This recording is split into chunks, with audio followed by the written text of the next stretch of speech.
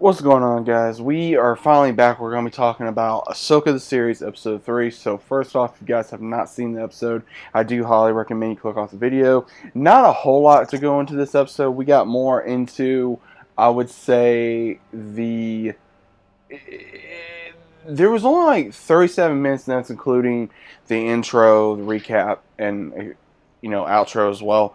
Now, the entire time of this episode, we start in the beginning where Ahsoka is trying to train Sabine. Sabine is doing her basic attack exercise with Yin Yang, and Yin Yang tells her that again, she's not an actual prodigy that the Jedi would honestly take in. Then Ahsoka tries to bring up another form, and he says no, she's not ready for that. So she tries another method, which we're all very familiar with, the blast, with the blast face, with the helmet, with the blast facer in front of the eyes, just like we saw in, of course, New Hope, and then what we saw in, many other ways to train younglings, and that is how Ahsoka is training her, by informing her, listen to my voice, trust your instincts, and it pretty much got me in the feels because it really reminded me of how Obi-Wan did with Luke, and also, of course, what Yoda did with the younglings and things of that nature. And Ahsoka does kind of, show Ahsoka up, and then later on tells her that, you gotta train your mind for it. And then even Sabine tells her that I'm not ready to try to, be in tune with the Force. I don't feel it. And Ahsoka even says it's more on talent, and she says you just got to be able to try to tap into it, which I firmly believe. And I know a lot of people are upset about this, like, oh, everybody's Force sensitive. I think everybody has the potential to tune in to the Force, because the Force, again, is every living thing. They have a chance to tap into it. They just have to have that training, that ability, and that concentration, and that focus, and be able, and that due diligence to be able to tap into it. Then we go to Hera talking to Mon Mothma, as well as also the rest of the Sinners.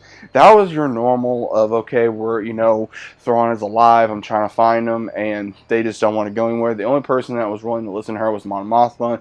The other senators, long story short, they're worthless. I'm just going to say that. I really don't care about that. But we actually got to see our first glance at Jason, Hera and Kanan's son, which was very interesting to see, and also how he claims, he says, hey, is Aunt Sabine going to be a Jedi? And you see Hera going, well, who told you that? He goes, Chopper told me. And then he says, I want to be a Jedi. So again, you can see there is some parts of Kanan in him, and it's going to be kind of interesting to see how they're possibly going to do that in the future. And then, of course, Hera does tell Sabine, as well as also Ahsoka, that they're not going to get help on this mission, and then that's when jams are calmed. And then we see this space battle between Marok as well as Shin going after Ahsoka and Sabine, and they're able to dodge, and they're able to fight back in between Ahsoka and Sabine having to work together to be able to fight off these crazy Tiger Five pilots, along with Shin and Marok. They're able to escape to a certain degree while Yin Yang is scanning this construction of whatever this is. And then finally, when they get close enough, their ship does get damaged, and they're trying to get it back up. And we actually see something that we normally don't get to see in live action, where Ahsoka goes out into space with a spacesuit on, with the lightsabers, trying to deflect and attack the other fighter pilots as well, while Sabine's trying to get the ship back up and running. And then they're finally able to do that, and then be able to land, go to the planet, and they see the space wells, the Purgy, I believe is how I say it. And this is one of the other times we get to see them in live action, and they're able to hide on the planet, but then they have to shut down everything. And then later on, Yin Yang informs them that this is something of a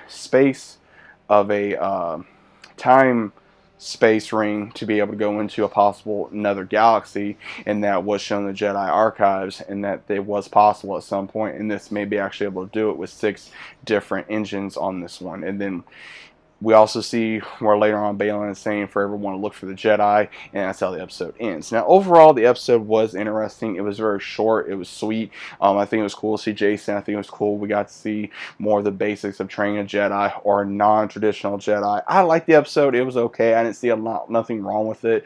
For a lot of these ones that's hating on Ahsoka right now, again, still give it a shot. I mean, it's a lot better than Andor. I will say it's a lot better so far than Boba Fett. And again, some parts of Mandalorian depend on how your own personal preferences. So not a whole lot to say about this episode. I enjoyed it. What did you guys think? A little bit of a quick review video.